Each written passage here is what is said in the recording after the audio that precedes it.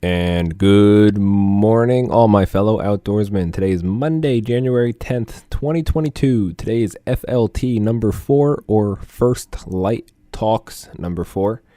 I am Mike with Obvious Outdoorsman. Welcome. I am currently starting this podcast, drinking Black Rifle coffee, Gunship. God, this stuff is amazing. And FYI, I am not sponsored by them. I would love to be, but I am not. They just taste amazing, and that's how I start my day, is some Black Rifle coffee. I hope all of you are waking up just wonderfully on this Monday morning. And today's topic for the FLT is how to keep bucks on your property. But first, I'd like to start off with a current news article that I am pretty excited about. And I just came across this one, and the article is titled, "The Elk Hunt Lottery is Coming to Virginia."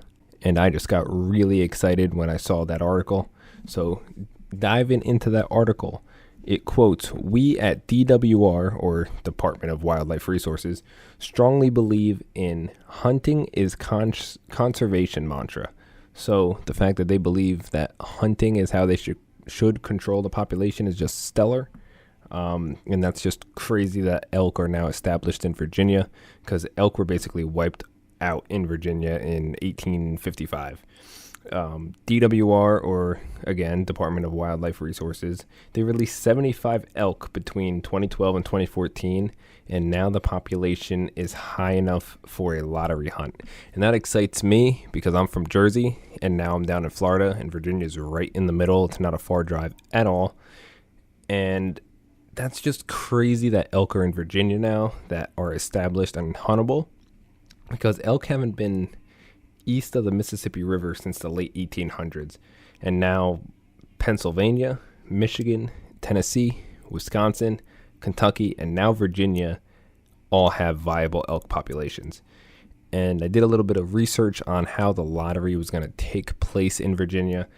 And the draw for the first Virginia elk season opens February 1st, 2022. So literally less than a month away.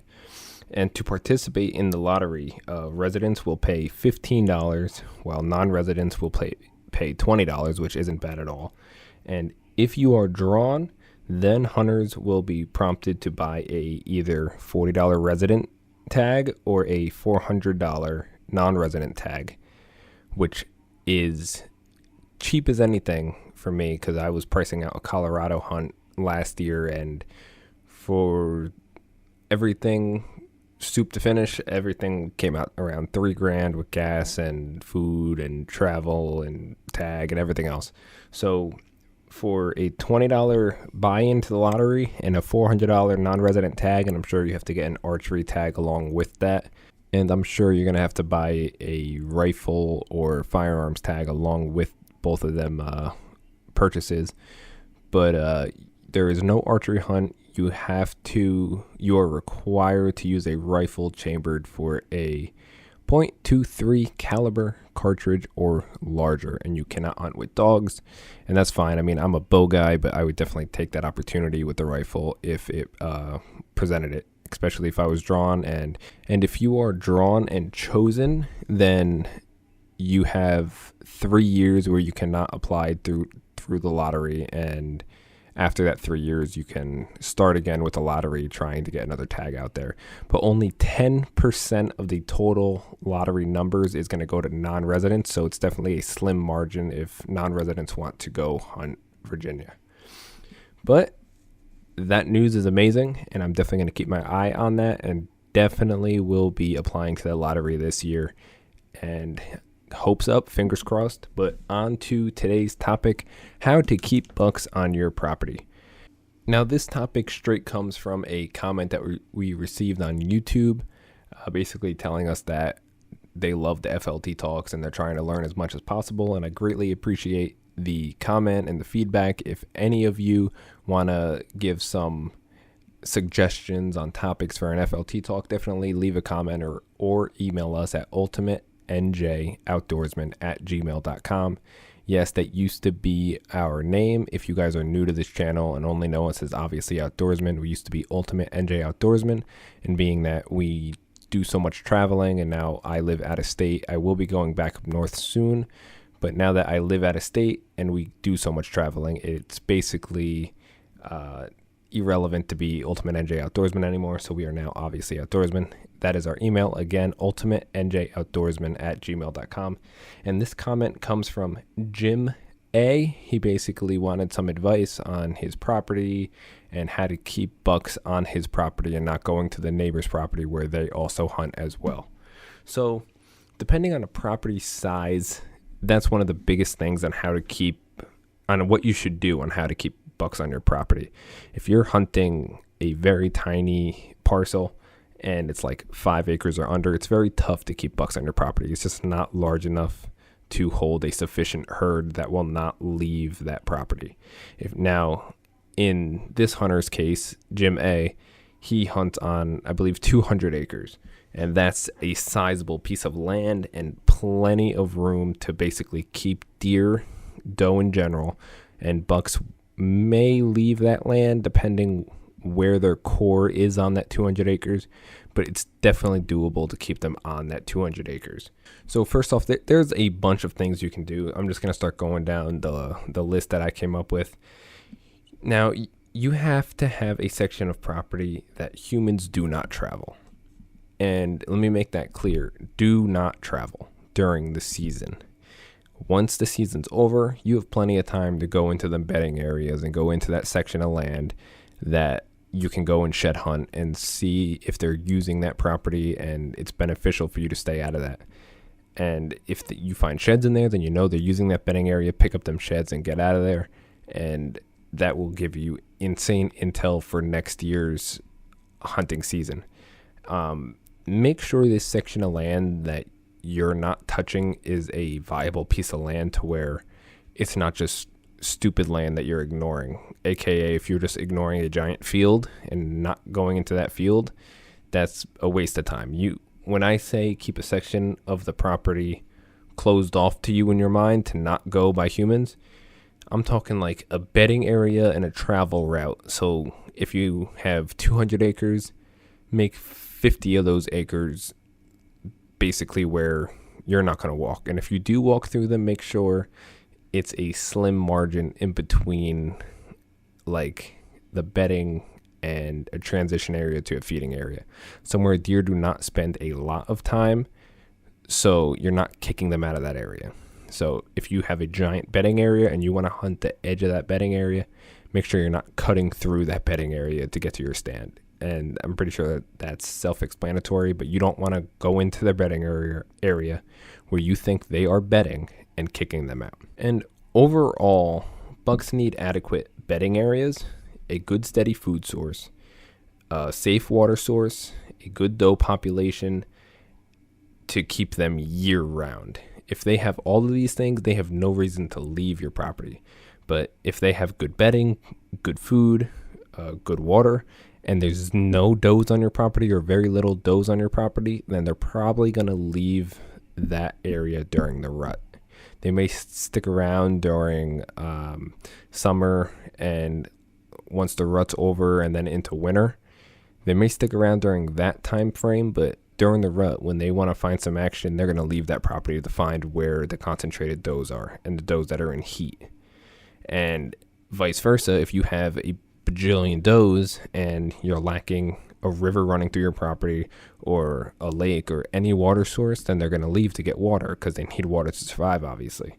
So there's a couple different things you can do about that sense. If you don't have a water source on your property, then that's a pretty easy fix. You just dig a pretty good hole, and you could buy like a pond mold from online or Home Depot or Lowe's or whatever construction store that you have around you. And if you just basically install that pond in certain areas in your hunting land, and if you're allowed to use like a four-wheeler or quad, whatever, if you're allowed to use that, especially if it's on private land, just go out there, install that pond, bring some water in and fill it up every couple months. Just manage it. I would put a cell cam on that watering hole 1000%, because if there's no other water on that property or very little water, then they're going to be hitting that water source. And I would do that in a couple different areas on your property, depending how big it is, if there's no water or if it's more convenient water for them. So if you have a really good bedding area that's close or on a field edge, and that field is their food source, so alfalfa, beans, corn, whatever it is, if it's right on the edge of that, and they have a good transition to go around and sneak in and out of that field, and they're not seen in the wood line, then if you put some watering holes on the edge of that field or on the edge of their bedding area, then that watering hole is going to get hammered. They are going to hit that on a regular basis, not just your bucks, but your does as well. And I would put a cell cam on that just to know that there's obviously water in that watering hole, and see what bucks are hitting it, because that's another great tool to have if you don't know exactly where their trails are, or if the food source is very big and they're not confined to one little section. So that covers the water aspect. If they don't have a good steady food source, that's a giant one where they're not going to be around. And when I say not going to be around, they probably will be there at certain points during the year. So if they don't have food, they're probably not going to be there in the summer months, the early fall, and the winter. Once they're food orientated, they're not going to be there if they don't have a food source. But if you don't have a food source and you have a ton of does in that area, which you probably won't if you don't have a good food source, but let's just say hypothetically, if there's does there, they're going to be around during the rut. Or let's say if you don't have a great food source, but the does feel safe there, you have good bedding and decent food, and all the does are in the area, then a big buck might use that as just their bedding area and leave to go find other food. But during the rut, they're going to be in there hot and heavy after all the does that are hanging out basically year round. And then if you don't have adequate bedding, then that's a big one on trying to keep them off neighbors' properties, because you could have great food, great water, and a good doe population, but if you don't have good bedding on there, then they're going to leave that property most likely during the day, go bed out on their neighbor's property, and then come over at night and eat all the food and drink the water and control the does. So if you don't have good bedding, then it's very likely that your bucks are leaving your property to go to your neighbors, and they may get whacked by your neighbor, especially if he hunts. So there's a couple different things to do if you want to create a bedding area if you only have a subpar bedding area on your property. And cutting down trees is a massive way. And cutting down trees is one of those ways that you can make bedding areas. And not just cutting down trees, planting trees, and planting the right kind of trees. You want to plant dense, like cedar trees, pine trees, if you could on your property, obviously. If you could plant those dense, thick trees and mix in a couple of trees you cut down in the right, style, make it appeal to a buck to where he will look at it and go, I'm safe in there. Nothing could really see me in here, and I could see out. So plant a couple trees. It might take a couple of years to actually get established, but cutting down trees is a great start. And then once you plant them little trees, maybe along the edges and in a little bit, and stagger them so it covers the most and makes them the safest. Just cut down a couple of trees in the center, on the edges. Make sure you don't enclose the entire bedding area, so aka make it almost impossible for a deer to get in or out, because a big buck will not go in there and bed if they cannot get out easily.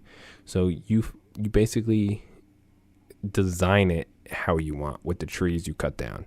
So you cut them down to where you have an obvious little slip in the back door trail going in, maybe open in the front with just thick trees to where you don't cut anything down up front, but in the back of that bedding area, you cut down, let's say 10, 15 trees, and you make it so bucks can maneuver it nice and feel safe back in there. And if they experience trouble, let's say on your neighbor's property, and they get kicked off and they find your bedding area safe, they're probably not going to go back to your neighbor's property in general if they get bumped that bad, or they will only go back to your neighbor's property if they have better food or better does at night, just to run them does and get food. But they feel safe on your property, so that's where they're going to be during the day. And as long as you have them bucks there during the day, then that's all you need to kill them, because you can't hunt at night for deer. And if you just set up on a transition area where they're leaving that bedding area to go to your neighbor's better food source, then you just catch them in that in-between state and you just whack them at that point. And another big thing is deer don't like working that hard. They like being sly and maneuver around so they're not seen. And deer don't like working hard. So the path of least resistance, if it's safe, they will use that 1000% of the time. Because why go through a massive thorn forest if they have an open trail and it's got a lot of cover and they're safe around that open trail? And another big tip that I would give is if you can basically control where the deer go by cutting down trees. So if you cut down a tree to block a path that's leading out of your property or just connecting both properties, if you cut down a tree that blocks the path, and maybe you cut down 2 or 3 trees that basically loops them right and back into, or you're leading them to a bedding area, or you're looping them back into your property, you want to lead them to your food source or force them to use the paths that you create and the paths that help you. So if they're coming into a trail that they're used to and you have a tree now cut down on that, and you, let's say you angle it across the trail one way or another, and they take that angle, and instead of going straight to the neighbor's property, they're going to go right. And if you force them to go right, maybe to where your stand is, and it basically just puts it in your favor. You're cutting off a known travel route to put the deer in your lap. An analogy that I could use, especially in New Jersey, to where I shed hunt a lot of places in New Jersey. I don't care where I go, whether it's a front yard, a backyard, an open field, in a park, or dense woods, or even in a creek, I found sheds. But there's a lot of fences that surround businesses and properties in New Jersey, and there's always seems that there's one person that cuts a hole in that fence, or there's a hole in that fence randomly, and them deer will use that hole in the fence all the ways. And if you go in there and you sew up that hole in the fence, it's going to change the deer's patterns immensely. So if they're following a fence line and there's a hole in the fence that they always take every day or every other day, and they go to use that hole and it's blocked, they're just going to keep walking straight along that fence line until they could go around that fence. And if you are allowed to hunt that property where that fence is on, and you just sewed up that hole and now they're walking straight instead of going through that hole, then you could lead the deer right to you. So there's a bunch of different things you can do to keep bucks on your property, or at least keep them on your property longer to have a shot at them.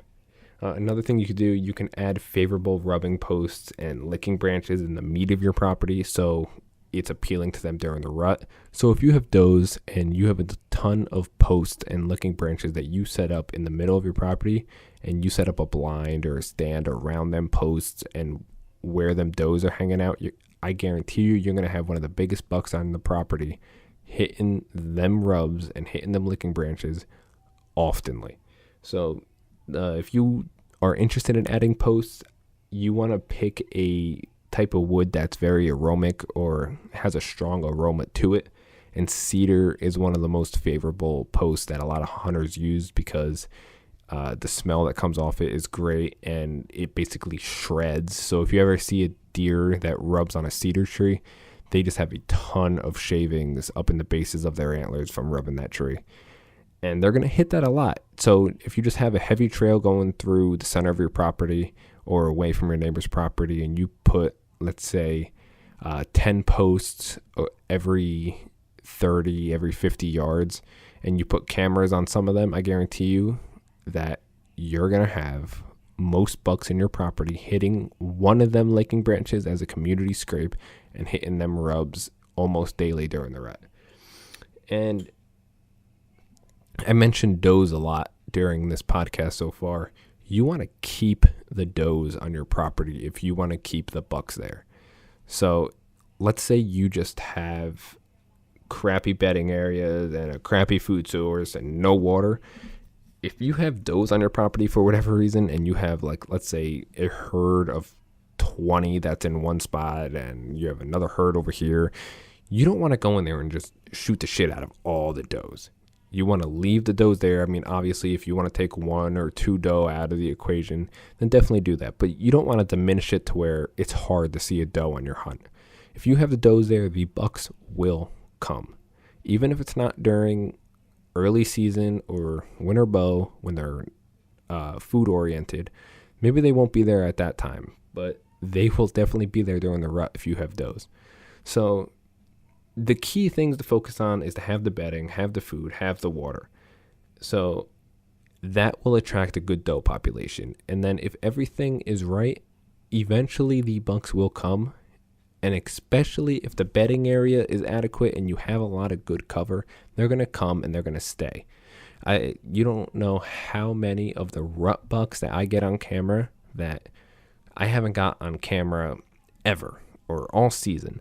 And then I get one picture of them in late October and then they disappear for the rest of the rut. And then because the food and the water and the bedding was so good in that area, they come back for winter bow because in their mind, they're not focused on eating during the rut, but they know where the food is and they'll come back during winter bow. So it is pretty hard if you're not hunting a big property. So let's say 5 acres or less, to keep the deer there. It's very, very, very difficult. But if you're hunting a giant property, then it's pretty easy to keep them there. And the next thing I want to touch on is the fact that so many people have it right to where they have every step in the equation to where they'll keep the bucks there. They have the bedding, they have the water, they have the food, they have the does, but they don't consider what their impact in there has on the bucks, especially a mature buck. You need to consider the wind and you need to hunt when the time is right. You shouldn't be hunting every day. You should not be. And if you're hunting every day, then you better have multiple stands on your property to where you're not ruining a setup because you just sat there on the wrong wind and you have a crappy way to access your stand to where you're bumping the deer out before you go in.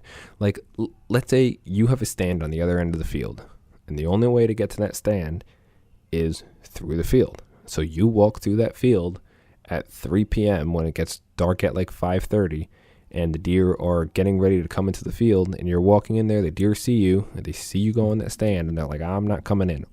Or if the young ones do, the big bucks will hang out, wait till dark because they just saw you, or the wind is wrong and they're blowing it right into their bedding area where they smell you and they won't come in. They're very smart, intelligent animals once they get over 5 years old.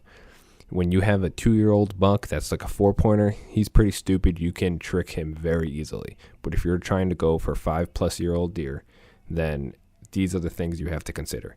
You have to check the wind, whether that be a weather app or a hunting app like Onyx Maps or Hunt Stand. I personally use Hunt Stand.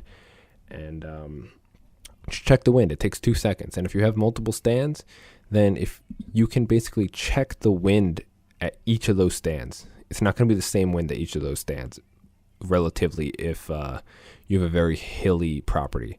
So you might have a wind that's coming over this knoll and then it's hitting this giant opening and then it's getting stopped by the woods again and it's banging a left and it's swirling. There's a bunch of different things. Just make sure you're constantly checking the weather and checking the wind before you access it and decide what stand you're trying to use. You should have multiple stands at each hunting property if you have a big enough property. So 200 acres, you should have a couple different stand setups. So maybe one on the food plot and one on this heavy trail by the river or coming out of the bedding area or coming out of the neighbor's property's food source. And you should just have multiple options to hunt different winds. So if it's a south wind, hunt this stand, and if it's a north wind, hunt that stand, and basically you get the idea. And people think that the more they hunt, the better chances that they have at killing the deer. But if you're hunting more the wrong way, then you're just hurting yourself, because all it takes is one time for a deer to see you and the hunt is over. I have an experience from last year on a deer I call the bull. This deer has to be at least 8 years old. We have about 5 or 6 years of trail cam pictures of him, and the first picture we had of him, he had to be at least 4.5. Just a massive body on him, the biggest body on a deer I've ever seen in person or on trail camera. The thing was just huge, and he was a ghost for most of the years. I think 3 years in a row I didn't see him, and then last year he was a perfect 5x5 or a 10-pointer, and he was just perfect dark chocolate horns, or not dark chocolate, but he had darker horns with just a massive body, a big hump in his back, and he was a smart buck. He only slipped up about once a year during daylight hours on camera. He always was a nocturnal buck, and he is the bully of the woods. He beats up on all the other bucks in the areas, and I hunted him a lot last year. And I got in the stand early because the day before I had errands to run, and while I was out, the deer was in at like 1 p.m. And it would have been perfect. It would have been perfect because during the rut, I would have been hunting all day long, and I was busy. So I went in the next day. The wind was right. Everything was right. And I was up in my stand for 2 hours, and I wanted to get up, throw the binos up on something out way far to the right side, and just stretch my legs out just to look around. And I stood up, looked around for about 2 minutes. I sat back down, and when I sat back down, I looked up, and only about 80 yards in front of me, there's Bully. He just stands up out of the cattails. He was bedding down the entire time I was in the stand, because I really take my time to get to the stands. I try and stay quiet, don't make a lot of noise, obviously. And I was up there. He saw me move, and he boogered away. And that was the last time I saw that deer in person, was that hunt. He kept coming in on camera, but he basically knew that my stand was danger, and he didn't want to come back in during daylight hours. He did not feel safe anymore, because that deer, he's 8 years old. He's the monarch of the woods. He's the monarch of my property, and probably for the surrounding properties, because he gets around. He'll disappear for 1 or 2 months, and he'll come back with a ton of scars or a broken point, a broken tine, and he just beats everything up when he's on camera. I got some amazing pictures of him, some videos of him, and if I just compare his body to like a known 3-year-old deer, you're like, Jesus Christ, that thing is just a mule. So people don't know how much their footstep affects the deer, if that makes sense. You want to be conscious of how you're walking in. You don't want to be busting them out walking in. You don't want to be walking a path that leaves a ton of scent to your stand. So if you're walking in through thick cover and you're just leaving a ton of your scent, like you're brushing up against all the leaves and all the sticks all the way to your stand, if that buck crosses that path walking in, then he's not going to come in towards you, because he knows where that scent is going. Make sure you're scent killing your stuff. You're washing your clothes with a no scent soap. You're washing your body. Make sure you're not super sweaty walking into your stand, and if you do get super sweaty, make sure you have it change your clothes for when you get to the blind. And you want to be no scent as possible. You want to be as quiet as possible. And another tip is if you have the option to clear your route to your stand or blind location, your hunting spot, if you could take a rake into the woods and just clear about a 1-foot path to your stand from your starting point, or let's say the last 100 yards or 200 yards to your stand, if you could just rake that out and clear all the leaves and debris, like 1 foot wide, just enough to where you can walk and not make a single noise, that is one of the greatest advantages that I have ever done, was clear out a known path. Lately, I've been taking creeks to my stand location, so I'll hop in at the creek in my muck boots at one point and walk the creek up for about 100 yards, or hop out of the creek when it gets too deep, the river, and I'll hop back in just to leave no scent behind. If I could get airlifted into my stand and not have to step a foot on the ground, I would 1000% do it, because it would leave no scent around, and I wouldn't chance spooking a deer at all. So just imagine you're trying to teleport into your stand, being that's not realistic or possible. Just try and do whatever you can to not leave any scent, and not spook the deer on the way into your setup. And the last thing I want to touch on in this topic on how to keep bucks on your property is the food that you are putting out. You can obviously have better food than your neighbor, or just if you have no neighbors and it's just open land, then you could just have better food than what's out there. If I am able to, or if I could get my hands on it, then I 1000% use Racket or Scents and Lures. They have some amazing products that I have tried, tested, and shot giant bucks off of. Multiple deer over 5 years old, and just a ton of action on the trail cameras.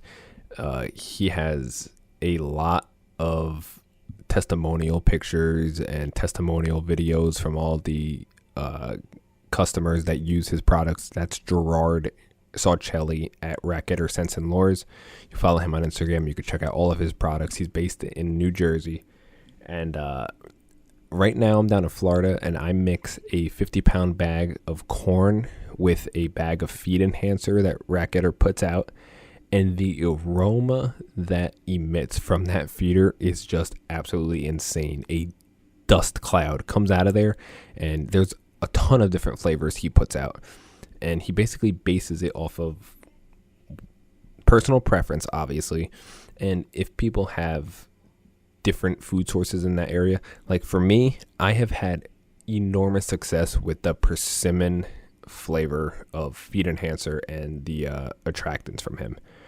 But he has soybean, he has apple, he has a ton of different products that you can try, test, and just experience for yourself that it works. But even just getting off a Racketter, if you cannot get your hands on it, even though he orders it online, I highly suggest checking them out. I am not paid to say this. I just really, really, really do trust his product, and I believe in his product. But if you cannot get your hands on that stuff, if you just have corn, or if you're able to plant food on your property, so if you could plant alfalfa, you could plant beans, you could plant standing corn, then 1000% do that instead of just having natural acorns and just putting a stand up and a camera up and hunting trails. Good food will keep the deer there during the summer and winter months 1000% of the time. If you have great food during the summer and winter, that's where the bucks is going to be. That is where they're going to be, no doubt in my mind. Even if you can only get your hands on like random brand food sources from like Dick's Sporting Goods or Cabela's or Bass Pro Shops, then just go out there and make sure you're baiting regularly. If you just go out there with like a 50-pound bag of corn and dump it one time in like a month, then they're not going to know that as an established food source. Make sure you're getting out there and baiting it, let's say once or twice a week, depending on how quick they diminish your food source. So if you're putting out a 50-pound bag and you have 15 deer hitting it every single day for like 3 hours a day, then that food is not going to last for more than 2 days. So you're going to have to get out there every 2 days and bait it. Or you hit it every day if you have that amount of deer hitting that corn pile, and you only put, like, let's say out of a 50-pound bag, you put 10 pounds of corn out, and you really just throw it and spread it around the woods, and not in one pile. You want to spread it out. You want to make sure it looks natural to them, and basically make it a competition for the food. Because if you're baiting daily, you're not baiting with a lot of corn, but they know it's there on the daily. So it's going to basically give the deer a mindset that they have to be there first, or the food's not going to be there. So experiment with these different tips and tactics. Definitely check out Gerard's company, Racket or Scents and Lures. You follow him on Instagram or check him out on Facebook, or just search up his website, racketorscents.net, and give him a check. But that's it, guys. We are rounding out. I think we're just hit a half hour. It is time for me to go hit the gym. It is chest and triceps today. I'm looking to get a new bench PR today of 235. Just getting up there. Time for a second cup of my Black Rifle coffee as well. If you guys are out there hunting New Jersey or just hunting in the U.S. in general, I give good luck to all of you. I wish the best upon you. Stay safe. Shoot a big buck. Catch some big fish, my fishermen out there. If you guys are out there just grinding it out, whether boots on the ground, bank fishing, or you're on your bass boat, your bass tracker, or even if you're in the ocean, going after some red snapper or grouper or sharks or mahi or snook or fluke or striper back in Jersey, or I don't even know what you guys are doing right now, but good luck to all my fishermen and hunting people out there. I am Mike, obviously Outdoorsman. Thank you for listening to FLT number 4, and tune in tomorrow at First Light for FLT 5. Thank you very much. Have a great Monday. Peace.